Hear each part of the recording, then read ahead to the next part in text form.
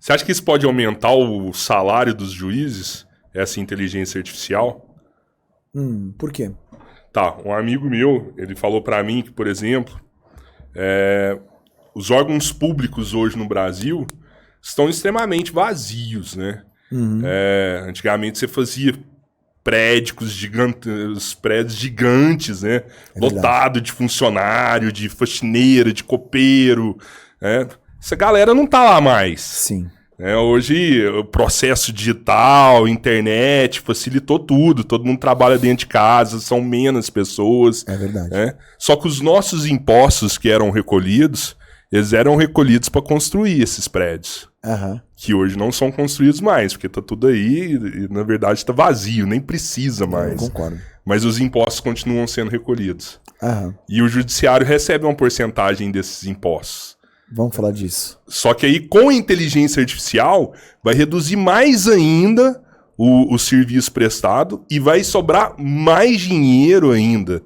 E isso aí pode aumentar o salário dos juízes, deixar mais, né? Sei lá. A gente viu o juiz recebendo aí 600 mil reais, 300 mil reais. Eu vou explicar isso, e agora muito à vontade, porque eu não sou juiz, então eu não preciso defender ninguém, não é verdade? Tá. Mas, cara, ninguém... vocês nunca ouviram alguém falar o que eu vou falar aqui agora. Porque o juiz não vinha aqui se expor, e quem não é juiz não sabe o que está acontecendo. Então vamos começar do macro para o micro. O Poder Judiciário brasileiro é o mais caro do mundo. 1,5% do PIB. Nenhum país do mundo gasta 1,5% do PIB com o judiciário. Temos um problema. Sim. 80 milhões de processos. É o maior número de processos do mundo também. Disparado. 80 milhões. Ainda mais considerando que nós temos 200 e tantos milhões de habitantes.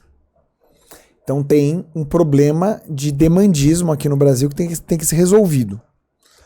Aí tem um determinado número de juízes, um determinado número de funcionários que ajudam o juiz, né, que eles chamam de servidores, e toda essa estrutura física gigantesca que você falou. A tecnologia, ela vem sim para desmaterializar, no meu modo de ver, a justiça. E a justiça, ela não tem que ser olhada, e você foi muito feliz, como um prédio. Cara, a justiça tem que ser olhada como um serviço. Eu não vou na justiça porque eu tenho tesão de frequentar o fórum. Eu vou na justiça porque eu quero que resolva a porra do meu problema. Vocês concordam? Totalmente. Então, primeiro ponto, você tem razão, e a gente tem uma excelente oportunidade de baixar esses custos. Desde que a gente literalmente jogue esses custos para baixo e não resolva. Claro, vai ter investimento agora em tecnologia. Isso custa caro. Mas, sem dúvida alguma, a gente pode ir se livrando de todo esse patrimônio, voltar esses dinheiros para os cofres públicos, parar de gastar com a manutenção desses prédios e passar a expandir a justiça de outra forma, usando tecnologia. Estamos super alinhados aí. Onde só eu acho que a gente tem que separar o joio do trigo. Cara, eu vou falar o meu salário quando eu sair da magistratura. Coisa que ninguém faz na real. E eu vou falar o meu salário líquido, somando tudo que eu ganhava. Ah, Eric, mas eu não, tudo. Tudo. Ah, mas não tem o tal do auxílio moradia? Tudo. Com 13º, com adicional de férias, soma tudo e divide por 12. Exato. Tá? 30 mil reais. Esse era o meu salário. 30 mil reais. Só. Bom, e aí, vamos lá. Tem uma realidade na Justiça Federal, que é de onde eu venho. Tem uma realidade na Justiça Estadual. Qual a diferença? A Justiça Federal, ela é uma para o Brasil todo. Então, ela é dividida em regiões, mas ela funciona igual. Então, um juiz lá do Rio Grande do Sul, de Canoas, ele vai ganhar, o juiz federal, ele vai ganhar exatamente a mesma coisa que um juiz federal de Salvador, que vai ganhar a mesma coisa que um juiz federal de Belo Horizonte. Sim. Não muda o salário, apesar até dos custos de vida desses lugares serem distintos, né? Eles estão querendo implementar um negócio que é um quinquênio, que a cada 5 anos o juiz tem um aumento de 5%. A gente chegou a ter isso, foi retirado lá atrás. Então esse hoje é o salário. E aí existem várias discussões. Por exemplo, quando tiraram o meu quinquênio lá atrás, meu salário foi reduzido. E ele não poderia ter sido reduzido. Então a associação vai lá e entra com uma ação para dizer, ó, isso não podia ter acontecido. Se a gente ganha a ação, os caras têm que me pagar isso retroativo. Se eles me pagarem isso retroativo num mês só, tô só supondo, eu vou receber, naquele mês eu vou receber 200 mil reais. E aí vai ter um repórter que vai pegar o meu contra-cheque, porque o contra-cheque é público, e vai falar assim, ó, quanto ganha o juiz federal? 200 mil reais no mês. Sim. Entendeu? Então tem que tomar cuidado com isso. Não é uma carreira de Marajás, prometo, assim, não é mesmo. Mas você tem a justiça estadual. A justiça estadual, cada uma é diferente da outra. E as legislações estaduais são diferentes. Então, os benefícios de um juiz do estado do Rio de Janeiro são definidos pela ALERJ, que é a Assembleia Estadual do Rio de Janeiro. Um juiz estadual de São Paulo, a ALESP. E um juiz federal é Congresso Nacional. Quando é Congresso Nacional, as coisas são muito mais expostas. Então eu tendo a dizer, não frequento os tribunais estaduais, que em alguns tribunais, sim, existe uma assimetria de ganhos de juízes quando comparados com juízes federais. No entanto, se esse fosse o problema do Brasil, a gente estava muito bem. Porque pensa só, cara, um juiz é um cara que tem muita responsabilidade. Ele decide se um cara vai ficar preso, se um cara vai ficar solto. Às vezes ele decide um caso de milhões, milhões e milhões, às vezes bilhão de reais. Eu acho totalmente razoável que esse cara, desde que bem preparado, desde que continue estudando, desde que trabalhe bastante com responsabilidade, seja bastante bem remunerado. E essa remuneração tem que ser explícita e as pessoas têm que saber, olha, a remuneração é essa. Inclusive tem um concurso público para você entrar aqui caso você queira. Sim. Sabe? É isso que eu acho. Sim, tem que tratar desse assunto sem hipocrisia. E eu acho que tem que falar até desse caso que você falou aí, pô, ó, recebeu ali retroativo e por isso que recebeu 200 mil reais, né? Tem que ter uma responsabilidade numa informação dessa. E o clickbait? Pra mim era isso, pô, a juíza recebeu 600 mil reais de salário, mas como, velho? Como? Mas existe essa porcentagem mesmo que esse amigo meu me falou, tipo, 1,5% do que os juízes fazem ali, aquilo ali vai pro judiciário? Não.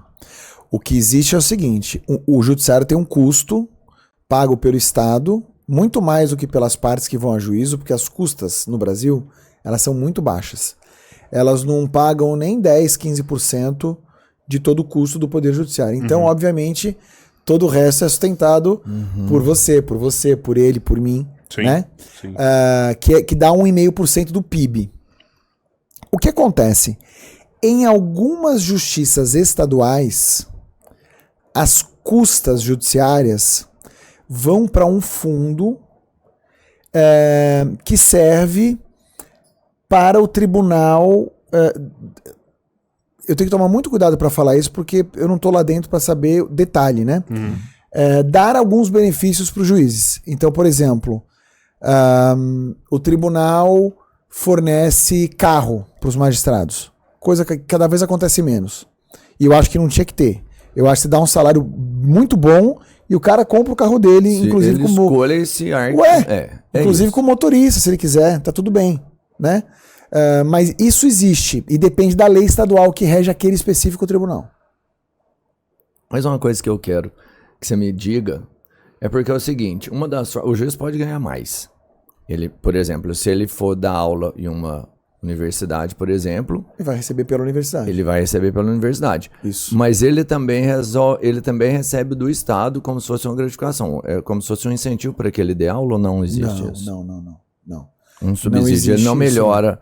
Aí ele recebe o salário a mais só da universidade. Exatamente. Mas pode, é legal. Pode, é super legal, tá na Constituição. O juiz pode participar de qualquer atividade educacional, desde que ele não seja gestor, como a gente já falou. Sim. mas é atividade educacional, não é gestão. E desde que essa atividade educacional não seja atividade de coach ou de mentor. Então, mas é isso que eu queria entender agora. Se você pode ensinar, né? Se tem essa liberdade, acho que é até bem visto quando o juiz está exercendo essa função. Se você pode ensinar uma pessoa de uma forma, qual que é a diferença? Você ensinar um aluno dentro de uma sala e você ensinar um cara fora de uma sala? O que é a barreira? Onde tem um encrave nisso? Eu sou contra essa proibição. Qual que é o entendimento de um sim e o outro não? Eu acho que tem um pouco de ego nisso aí. Eu acho, cara, eu acho. O cara vê lá um juiz que tá na rede social, tá atingindo várias pessoas, tá falando bem, né, mano? Tá inspirando outras pessoas. Total tem ego nisso. Mano, deixa eu te falar. Eu, Eric, não posso falar um A dos meus colegas. Claro, pode ser que tenha um monte de gente falando mal de mim que eu não sei. Sim. Mas eu, na minha saída, na minha transição, as pessoas me apoiaram muito. E gostavam do trabalho que eu fazia ainda quando eu era juiz. No entanto, eu acho que rola um pouco isso que você falou, sim. E acho que rola uma necessidade de controle dos órgãos superiores que têm uma visão mais tradicional de poder judiciário. E nessa visão mais tradicional, quando você é um pouco diferente, cara, o diferente incomoda, não incomoda? Sempre. Vocês já perceberam isso, né? Sempre. O diferente incomoda. Então acho que teve um pouco isso, e acho que tem uma questão também histórica na justiça que é assim. Quer ver só? Começou a pandemia. Foi todo mundo pro online. Voltou da pandemia.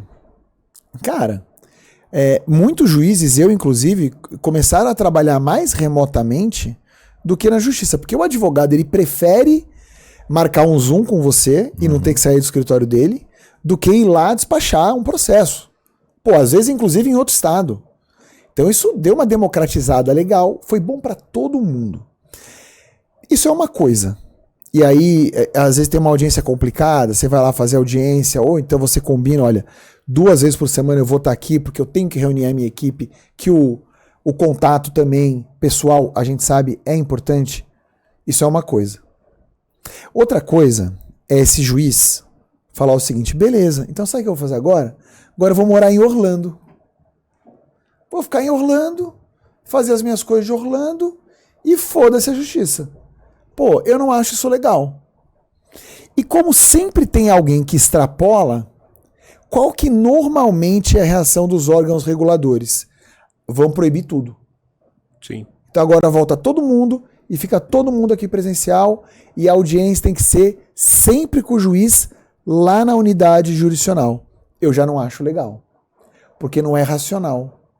Porque gera mais gasto. A gente volta para a questão dos prédios físicos. O próprio juiz tem um tempo de deslocamento. Então eu morava no Leblon, no Rio de Janeiro. Era juiz em Niterói. É 1h30. Nessa 1h30 eu não podia estar dando sentença? Pô. Né? Então, com a questão do coach, foi a mesma coisa.